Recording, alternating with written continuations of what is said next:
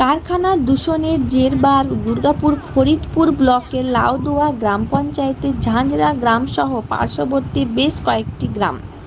এমনই অভিযোগ তুলে শুক্রবার সকাল থেকে স্থানীয় কারখানার গেটের সামনে দাঁড়িয়ে বিক্ষোভ দেখান গ্রামের মহিলারা।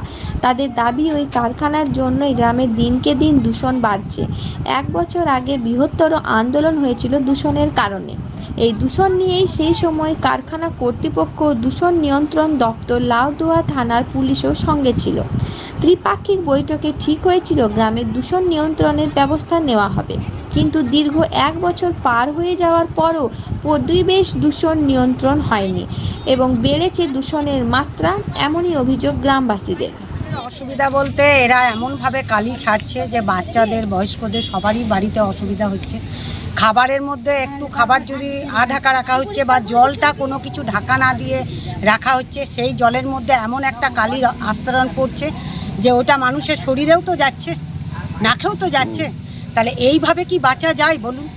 আমরা তো কারখানা বন্ধ করতে বলিনি, আমরা বলেছি যে আমরা সুস্থভাবে একটা বাচ্চা, বয়স্ক, আমরা নিজেরা সুস্থভাবে গ্রামের জীবনযাপন করব।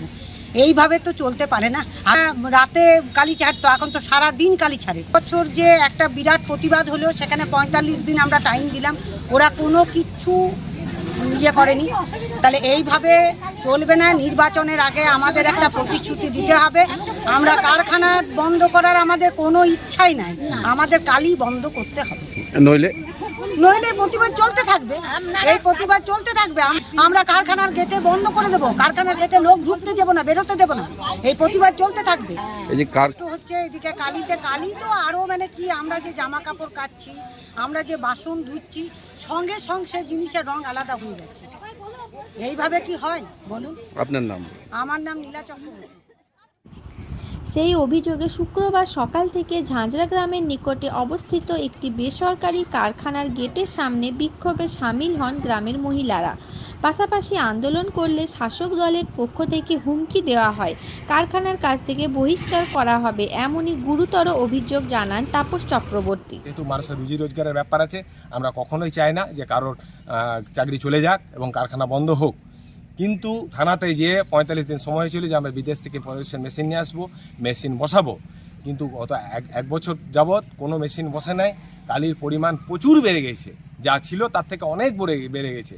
সবারই শ্বাসকষ্ট, আমার প্রেসক্রিপশন আছে, আমার নিজের ডাস্ট অ্যালার্জি, আমার ছেলের ডাস্ট অ্যালার্জি, পাড়ার প্রত্যেক জনের প্রচণ্ড জলকষ্ট। জল নেমে গেছে, গলের জল নাই, আমাদের যে টাইম কল আছে সেখানেও জল নাই। কারণ এই কারণেই সাবমার্শাল, এত সাবমার্শাল পাশে যে পুকুরগুলো আছে, আপনারা যদি পুকুরগুলো দেখেন তা পুকুরগুলো জলটা একদম পুরো কালো হয়ে গেছে।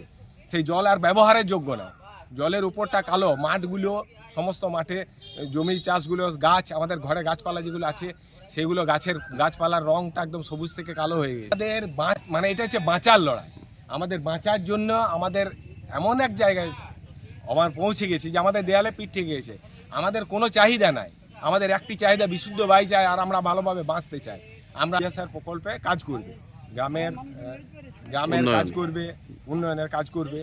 তো কোনো কিচ্ছু কাজ এখনো পর্যন্ত করে নাই।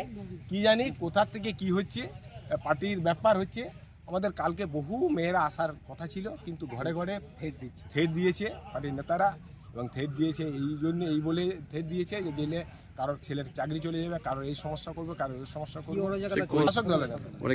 আন্দোলন করা যাবে না।